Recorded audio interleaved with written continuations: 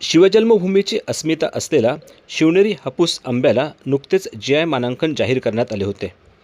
याचे औचित्य साधत जुन्नर आणि आंबेगाव तालुक्यातील आंबा उत्पादक शेतकऱ्यांनी याबाबत आज एका स्नेहमेळाव्याचे आयोजन केले होते आणि या कार्यक्रमासाठी विशेष उपस्थिती होती ते भारतीय प्रशासकीय सेवेतील माजी अधिकारी आणि आंबा तज्ज्ञ म्हणून ज्यांची ओळख आहे ते अभिमन्यू काळे. विनीत फार्म मानिकडो या ठिकाणी या कार्यक्रमाचे आयोजन करण्यात आले होते. शिवनेरी हापूस आंब्याला मिळालेले GI मानांकन आणि यासाठी जुन्नर आंबेगाव तालुक्यातील शेतकऱ्यांनी एकत्रित येऊन जुन्नर आंबेगाव शिवनेरी हापूस उत्पादक संघ स्थापन करण्याचा मनोदय यावेळी व्यक्त करण्यात आला.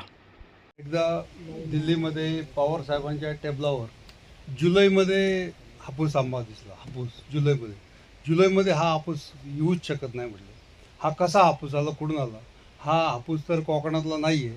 मग त्यांनी शोध घेतला. तिथं प्रशांत लोखंडे नावाचे IAS होते आणि त्यांना सांगितलं की हा हरिओम ब्रँड कुठला आहे बघ. साहेबांचा जो हरिओम ब्रँड, तर तिथून त्यांना कल्पना सुचली का ह्या बागेला आपल्याला व्हिजिट करायची. जुलैमध्ये त्यांनी ठरवलं का ही जुन्नरमध्ये जाऊन आंबेगावमध्ये जाऊन ह्या बागेला आपल्याला व्हिजिट करायची, कारण त्या बागेतला जुलैमध्ये हापूस आंबा दिल्लीमध्ये पोहोचला आहे. तर प्लॅनिंग केलं आणि त्यांनी दोन महिन्यात ऑगस्टमध्ये लगेच काळेसाहेबांच्या बागेला व्हिजिट दिली आणि तिथून पुढे शिवनेरी हापूसचा खरा अर्थानं उगम झाला. आणि केविकीने त्याच्यात इंटरेस्ट घेतला, सर्व उत्पादकांनी इंटरेस्ट घेतला. आपल्या आंब्याची आता जगामध्ये विक्री होऊ शकते, जगामध्ये त्याची ओळख झालेली आहे. आपण ह्या आंब्याच्या याच्यात पोस्ट हार्वेस्टमध्ये काम करणं गरजेचं आहे. तो साका खूप मोठा आपल्या कोकणात आणि आपल्याकडे पण सापडतो. IIHR Indian institute of horticulture research station इथं त्यांनी एक साका डिटेक्ट करण्याची, स्कॅनिंग करण्याची एक प्रणाली तयार केलेली आहे.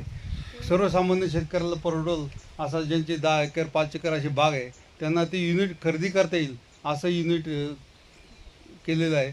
त्याच्यातून त्या स्कॅनिंगमधून जर तो आंबा निघाला तर त्याच्यात साका आहे किंवा नाही आहे, आपल्या मार्केटिंगला तो चालेल का नाही चालेल हे तुम्हाला ठरवता येईल.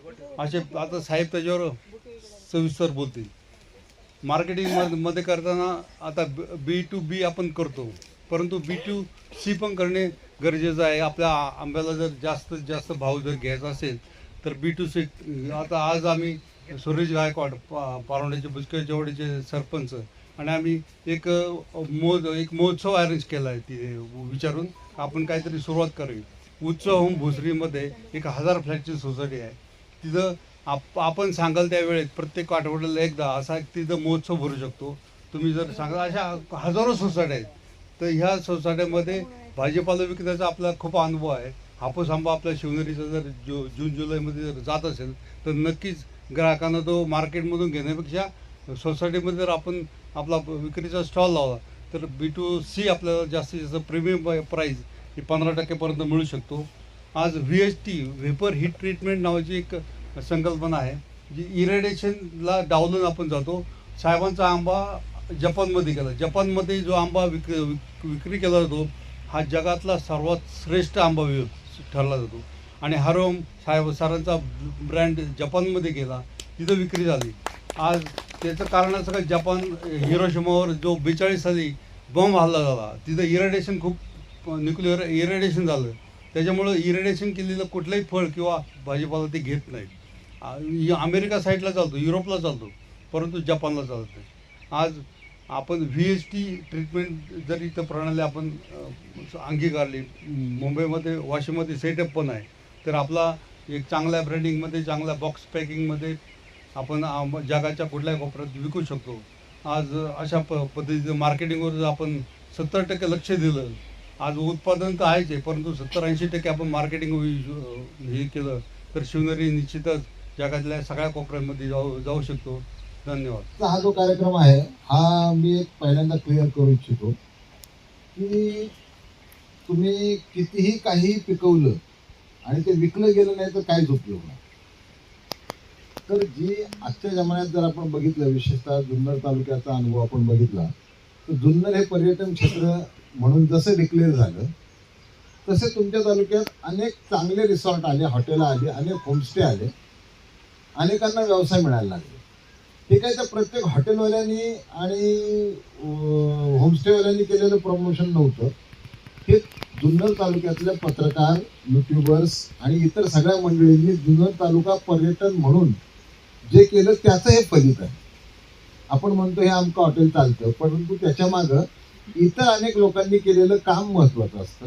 आणि म्हणून मी सगळ्या शेतकऱ्यांना एवढं सांगेन की आजची जी आपण ही बैठक घेतलेली आहे, हिचे खरे हिरो म्हणाल तर आजचे उपस्थित युट्यूबर्स आणि पत्रकार आहेत. हे आपण सगळ्यांनी लक्षात घ्या. आपला आजचा विषय काही आंबा उत्पादकांच्या अडचणींचा नाही, त्यासाठी आपण वेगळं बसावं लागेल. पण सगळ्या आंबा उत्पादकांना मी एवढंच सांगेन की तुमच्या तालुक्यात एवढं चांगलं पॉझिटिव्ह पब्लिसिटी करणारं टीम मी एकही बघितली नाही. म्हणजे आंबेगाव तालुक्यात तर सोडाल, पण कुठल्याच तालुक्यामध्ये इतक्या मोठ्या प्रमाणावर एखादं मोहळ जसं असतं त्या मोहळाप्रमाणे काम करणारी टीम तुमच्याकडे आहे. त्या टीमचा वापर आपल्याला करता आला. आपण जो काय आंबा 10% उरला असेल, 20% उरला असेल, याचं योग्य प्रमोशन केलं पाहिजे. आणि मी सगळ्या पत्रकार मंडळींना आणि जुन्नर तालुका पर्यटनाला ज्या सगळ्या मंडळींनी मोठं पण दिलं आणि हा तालुका वाढवला, त्यांना मी या निमित्तानं अशी विनंती करेन की तुम्ही खरोखर ह्या शिवनेरी हापूस याच्यासाठी जर तुम्ही थोडं लक्ष घातलं आणि ब्रँडिंग केलं तर मला वाटतं की निश्चितपणे जसं जुन्नर तालुका पर्यटन म्हणून प्रसिद्ध झाला, तसंच शिवनेरी हापूस हे जगभरामध्ये नाव होईल. परंतु जगभर सोडा, आपल्याला मुंबई आणि अहमदाबाद ही दोन जी हापूस आंबा आपल्याला स्थानिक पातळीवरती जेवढं जमतील तेवढं प्रत्येकाने आपापल्या बागांमध्ये आपली इतकी मंडळी आहेत, मित्रमंडळी, यांना बोलवावं लागेल. अशा बैठका तर आपण एकत्रित घेत जाऊ, परंतु प्रत्येकाने आपल्या आपल्या पातळीवर प्रयत्न करावे लागतील. आपल्या आंब्यांसाठी प्रयत्न करावा लागेल. GI मिळवणं ही एक मोठी प्रक्रिया होती. श्रीराम भाऊंनी सांगितलं तसं या प्रक्रियेची सुरुवात म्हणजे पवारसाहेब ज्या वेळेला 2013 साली आले त्यावेळी ते म्हटलं, मग तुमच्या आंब्याला वेगळे पण असं वेगळं हे मिळण्यासाठी तुम्ही लोकांनी प्रयत्न केले पाहिजे. ती एक तिथून सुरुवात झाली आपली. त्यानंतर अनेक आपण वाटचाली करत गेलो. अजितदादा असतील, सध्याचे मुख्यमंत्री असतील, बऱ्याच मंडळींनी याच्यामध्ये आपल्याला मदत केली आणि GI मध्ये आपण मागच्या वर्षी GIच्या रजिस्ट्रेशनपर्यंत पोहोचलेलो आहोत. GIचं रजिस्ट्रेशन पोहोचणं या प्रक्रियेमध्ये सगळ्या उत्पादकांनी जसा महत्त्वाचा भाग घेतला, तसं आपल्या KVKचं आपल्याला महत्त्वाचं कॉन्ट्रीब्युशन हे लक्षात घ्यावं लागेल. KVKने कॉन्ट्रीब्युशन केलं, शेतकऱ्यांनी फॉलोअप ठेवला आणि आपण एका स्टेजला आलो की जे इंडिकेशन आपल्याला मिळालं त्याचं फायनल हिअरिंग व्हायचं आहे ते होईल. परंतु हे झाल्यानंतर एक लक्षात ठेवा, सगळ्यांनी खरा धोका आणि खरा प्रॉब्लेम पुढं आहे. जसं GI इंडिकेशन हे हजारो प्रॉडक्ट्सला मिळालेलं असतं. पुरंदरची सीताफळ याला आहे, मराठवाड्याचा केशर आहे, परंतु बाजारात गेल्यावर आपण असं म्हणतो का की मला पुरंदरची सीताफळ द्या, मला मराठवाड्याचा केशर द्या. आपण नाही म्हणत, कारण ते ब्रँडिंग ठसायला पाहिजे. फार महत्त्वाचं आणि अवघड काम आहे. हे अवघड काम केलं तर जुन्नर तालुक्यातली ही व्यावसायिक मंडळीच करू शकतील असा माझा आजपर्यंत अनुभव. त्यामुळे मस्करे सरांनी जसा पुढाकार घेऊन मी सगळ्या मंडळींना बोलवलं, मी अशी विनंती करेन सगळ्या शेतकऱ्यांना की तुम्ही स्वतः यांच्याबरोबर सतत संपर्कात राहून याचं प्रमोशन व्हायला पाहिजे. एकदा शिवनेरी हापूसचं GI झालं, एक 3-4 वर्ष जर आपण या पद्धतीने प्रमोशन केलं तर मग आपोआप आपल्या लक्षात येईल की मार्केटिंगला फायदा होतो आहे. आणि एकदा आंब्यातनं 4 पैसे मिळतात हापूसचे म्हटल्यावरती आपोआप हापूसची लागवड वाढेल. मग अशी मला कडलकांनी विचारलं की कसं करता येईल याच्यामध्ये हापूसच्या बरोबर ज्या शेतकऱ्याला इतर काही उत्पन्न नाही त्यावर जोडधंद्यासारखं काही करता येईल का, तर त्याचं उत्तम उदाहरण आहे आमच्या कोलदरा, गोनवडी, आमुंडी ही जी गावं आहेत आमच्या तालुक्यातली. आंबेगाव तालुक्यातल्या गंगापूर ते चिंचोली या पट्ट्यात जर तुम्ही कधी फिरले, 3-4 किलोमीटरचा रस्ता आहे, खूप निसर्गरम्य आहे. तिथं रेग्युलर अशी लागवड ऑलमोस्ट नाही, पण हजारो झाडं आहेत बांधावरती आहेत. हापूसचं वैशिष्ट्य काय आहे की बांधावरती हे झाड छानच येत. या पद्धतीने देखील हळूहळू अगदी सुरुवातीला बागा नाही केल्या तरी 4 पैसे मिळतात असं लक्षात आलं तर आपल्याकडची हापूसची लागवड बांधावरती देखील मोठ्या प्रमाणात वाढेल. आता बांधावरच्या मंडळीत जास्त फायदा घेतात तर ते जास्त हुशार आहेत, तर त्याला आता बाकीच्या मंडळी तेवढं हुशार व्हावं हाच पर्याय आहे. दुसरं काय, त्यांना कमी हुशार तर करता येणार नाही. ज्या अर्थी हुशार आहेत त्या अर्थीच ते मिळवत आहेत. आपणही जास्त हुशार होऊयात, हा यातला एक भाग झाला, गमतीचा भाग झाला. पण तो भाग आपण सोडून द्यायला पाहिजे. आणि ज्याची क्षमता असेल तशा पद्धतीने झाडं लावता आली पाहिजे. झाडं लावणं, आता आपल्याला GI इंडिकेशन मिळालं, पण आपल्या आंब्याचं वैशिष्ट्य सांगतो, याची मुळात सुरुवात कशी झाली हेही सांगतो.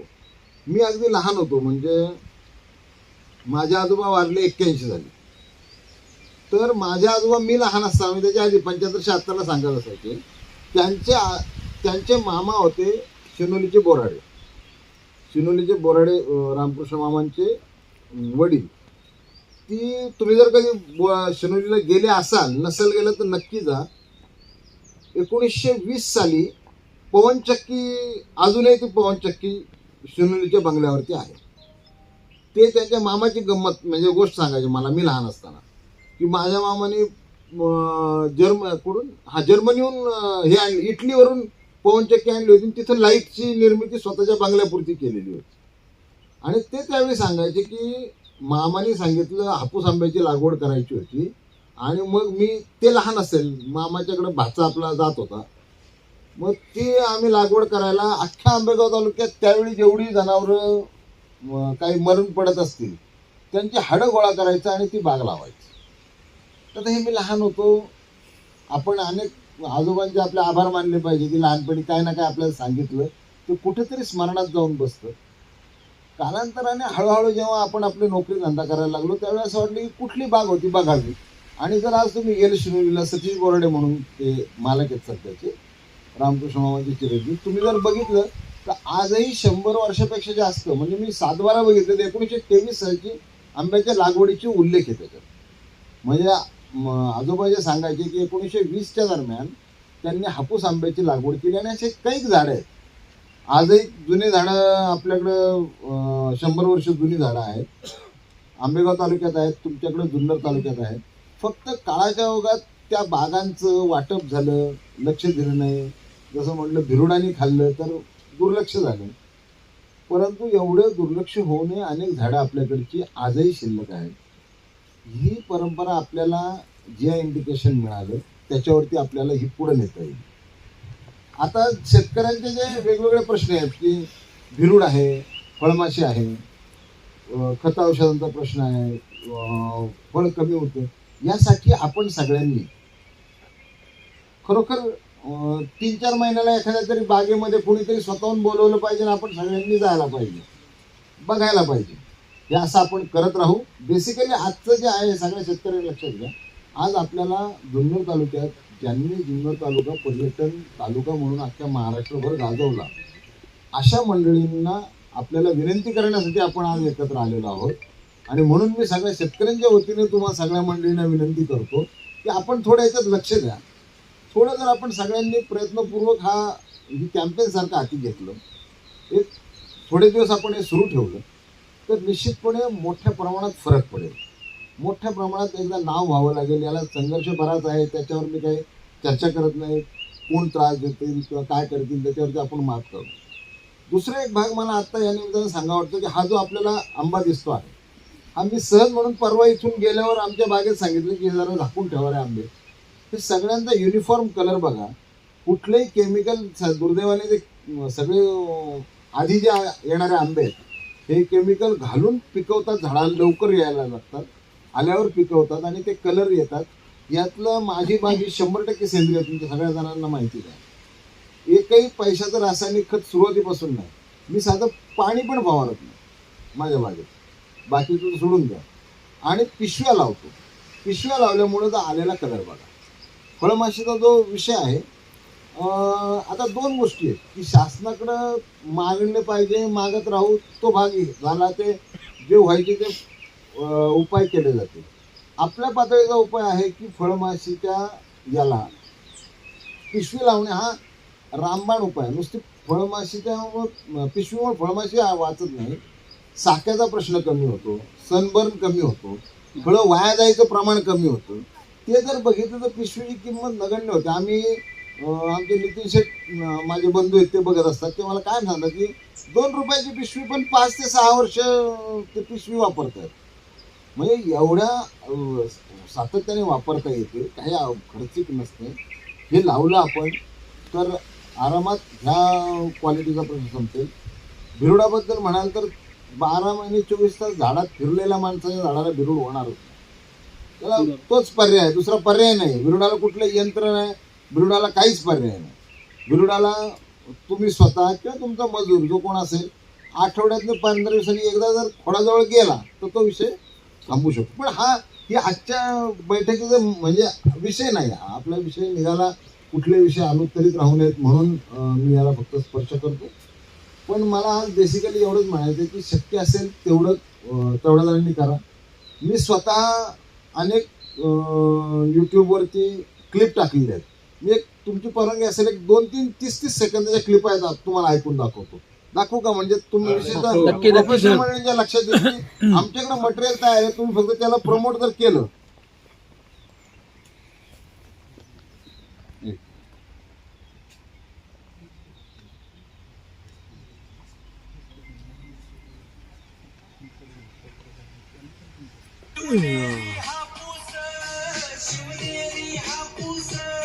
शिवनेरी हापूस 15 मे पासून थेट शिवनेरी किल्ल्यावरून, अरे महाराजांच्या गडावरून. शिवनेरी हापूस 15 मे पासून, शिवनेरी हापूस, शिवनेरी हापूस,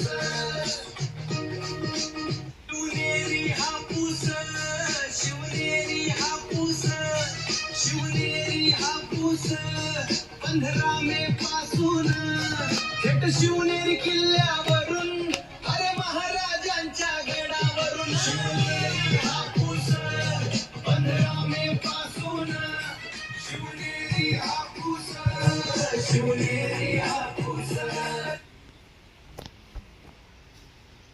गबाई बाई झाली घाई. ऐकू येते ना? मी फक्त 2-2 वेळा लावतो, 30 सेकंद.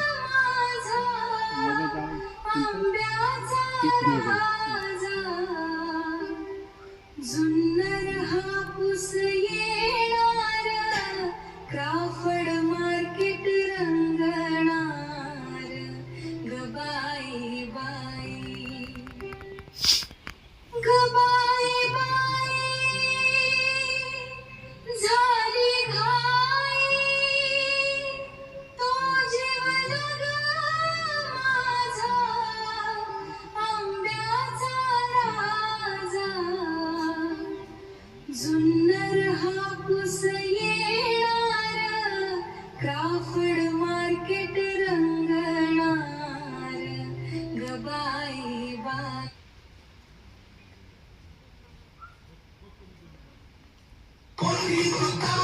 शिवनेरी हापूस, शिवनेरी हापूस, शिवनेरी हापूस.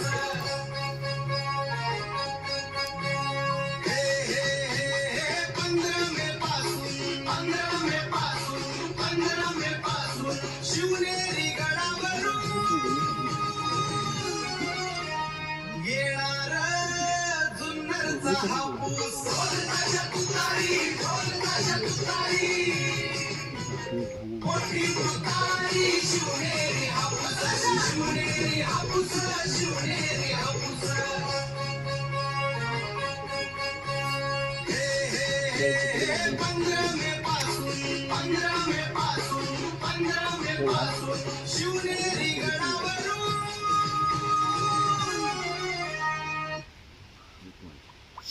वाटलं योग्य तर दर्यावरी चाले होरी, शिवनेरी हापूसच्या चवीवरी.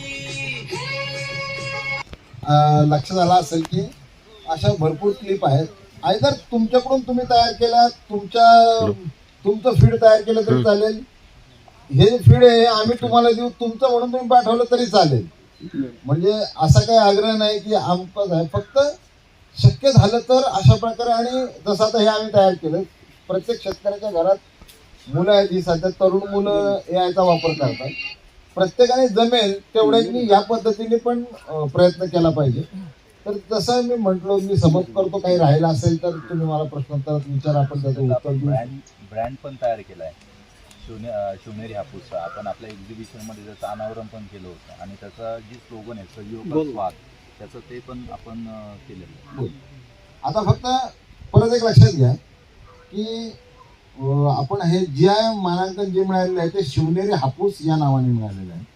दुसरा मुद्दा शेतकरी आहेत म्हणून सांगतो की याचं आपल्याला ह्या वर्षीपासून, आता जसे आपण घेतली, पुढच्या वर्षी आपल्याला रजिस्ट्रेशन करावं लागेल. जेव्हा आपलं फायनल होईल त्यावेळेला सगळ्यांची मिळून एक लक्षात घ्या, शासनाने मदत करणं, GIला फायनान्शियल मदत करणं इथपर्यंत लिमिटेड राहील. KVKने आपल्याला आपल्या वतीने अर्ज करणं इथपर्यंत लिमिटेड राहील. मार्केटिंग करणं हा शेतकऱ्यांचाच भाग राहील, हे लक्षात घ्या आणि विसरू नका. जर आपण म्हणायला लागलो याने हे करावं त्याने ते करावं, कोणाला कोणी काही करत नसतं, लक्षात घ्या. म्हणजे आपण बाकी याला बघायला नको. म्हणून सगळ्यांना इथून पुढे आपल्याला रजिस्ट्रेशन करावं लागेल, आपले फार्म रजिस्टर करावे लागतील. आपल्याला एक चांगली 4-2 कार्यकर्ते मंडळी काम देणारे शोधावे लागतील आणि त्याच्या आधारे करावं लागेल. कारण शिवनेरी हापूस हे कोणा एकट्याची मालकी नाही. या जुन्नर आंबेगाव तालुक्यातल्या प्रत्येक आंबा विकणाऱ्या माणसाची ही मालकी राहणार आहे. पण ज्या वेळेला जसं म्हणतो की भारतीय रेल राष्ट्रीय संपत्ती आहे आणि मग कुणी पार ते डबे तोडून न्यायचे, तसं त्या शिवनेरी हापूसचं आपल्याला चालणार नाही. प्रत्येकाने तिथं लक्ष द्यावं लागेल. शिवनेरी हापूस नावाचा व्यक्तिगत कुणाचाही ब्रँड असू शकणार नाही. व्यक्तिगत, कलेक्टिव्हली आपला तो ब्रँड राहील सगळ्यांचा. म्हणून त्या पद्धतीने आपण पुढच्या वर्षीपासून जास्त लक्ष द्यावं लागेल. मला वाटतंय जर कोणाला काही विचारायचे असतील प्रश्न, विशेषतः पब्लिसिटी संबंध लक्षात घेऊन करा. आणि जर पुढचं तात्यासाहेबांच्या बागेत जर बोलवणार असाल एखाद्याने ठरवा आणि मग त्यावेळेला शेतकऱ्यांच्या आपल्या आंबा बाग, आंबा पीक या संदर्भामध्ये आपण सविस्तर चर्चा करू शकतो. अन्य नागरिकांनी शिवनेरी हापूसच घ्यावा यासाठी त्या शिवनेरी हापूसची वैशिष्ट्य जी आहेत ती वैशिष्ट्य आपण काय काय सांगाल? बघा, शिवनेरी हापूसचं पहिलं वैशिष्ट्य म्हणजे आपल्या भागातले शेतकरी अजिबात कल्टार वापरत नाही. हे फार महत्वाचं आहे. या गोष्टीला जर तुम्ही, मी म्हणून मुद्दाम म्हणतो की ज्या प्रसार माध्यमातल्या मंडळींनी जुन्नर मधलं पर्यटन अत्युच्च टोकाला नेलं, त्याच्यातलं सगळ्यात मेन USP सांगतो मी तुम्हाला की अख्ख्या महाराष्ट्रात सगळीकडे लोक कल्टर वापरतात. इव्हन केशरवाले पण कल्टर वापरतात, मराठवाड्यात वापरतात. कल्टर वापरणं चूक आहे का वाईट याच्यात आम्हाला जायचंच नाही. ज्यांना वापरायचं त्यांनी जरूर वापरा, पण आम्ही वापरत नाही एवढं 100%. सगळ्यात मेन USP राहील. कल्टारचं काय आहे की लवकर आंबा येतो, पण बागेची झाडाची खराबी होते आणि शेवटी तुम्ही केमिकल घातल्यावर कुठेतरी जातं. दुसरं, आंबा उत्पादकांना म्हणून सांगतो, रवीला माहिती आहे किंवा गायकवाड मामाला माहिती आहे, श्रीरामला माहिती आहे, माझी बाग इतके वर्ष झाली एकही साखा फळ नाही, एकही साखा नाही. म्हणजे साधी गोष्ट नाही, जे शेतकरी त्यांना कळेल. शेवटी बरंचसं काम हे तुमचं, तुम्ही काय देता खायला प्यायला त्याच्यावरती बरंचसं असतं. तर त्यातलं मी पहिला USP सांगेल की आमच्याकडं कोणीही कल्टर वापरत नाहीत, म्हणून शिवनेरी हापूस तुम्ही वापरा. दुसरी गोष्ट, आमच्याकडं रासायनिक खत वापरण्याचं प्रमाण फार कमी आहे. उदाहरणार्थ जशी आता मांजरावरची झाडे, त्यांना कोण खत देणार आहे? काय खत मुद्दाम कोण देत नाही. फवारण्यांचं प्रमाण पण इतर महाराष्ट्राच्या भागापेक्षा प्रचंड कमी आहे आणि त्यामुळं हा आंबा गुणवत्तेने चांगला आहे. मी हापूस आंब्याची गुणवत्ता चांगली कशी याच्यावरती देखील मी, आता वेळ नव्हता किंवा मला माहीत नाही तुम्हाला आवडल्यात का नाही क्लिप, त्यामुळे मी आवडतं घेतलं. अदरवाईज प्रत्येक मुद्द्यावर आम्ही क्लिप तयार केल्यात. 30 सेकंदात तुमच्या प्रत्येक प्रश्नाला उत्तर देता येईल. तुम्हाला जर पाहिजे असलं तर मी एक क्लिप ऐकून तुम्ही दाखवली मला वाटतं मगाशी ऐकून. म्हणजे प्रत्येक मुद्द्यावर आहे आणि खरोखर ज्याला हेल्थ कॉन्शियस राहायचं आहे त्यांनी शिवनेरी हापूस खा. दुसरी एक गोष्ट सांगतो तुम्हाला, सगळ्यांनी फिजिओलॉजी लक्षात घ्या. 50 वर्षांपूर्वी जे कोणी लहान होते त्यांनी आठवून बघा, कुणीही हापूस आंबा एप्रिल सोडा मेच्या सुरुवातीला पण खाल्लेला नाही. शक्यच नाही, अशक्य आहे. 15 मे पूर्वी हापूस आंबा येऊच शकत नाही. कोकणात आपण आत्ता गेलो तर आत्ता हापूस आंब्याची जी रस्त्याकडे जी झाडं आहेत त्यांना वरून फळं पडतात. मग जर त्यांची नैसर्गिक फळं आत्ता तयार होतात तर मग मार्च एप्रिलला कशी येतात? तर त्याला कल्टार असेल, बाकीच्या प्रॅक्टिस असतील, त्यात काही चूक आहे असं आमचं म्हणणं नाही. त्यांना 4 पैसे मिळवायचे ते त्यांनी त्यांची पद्धतीने करावं.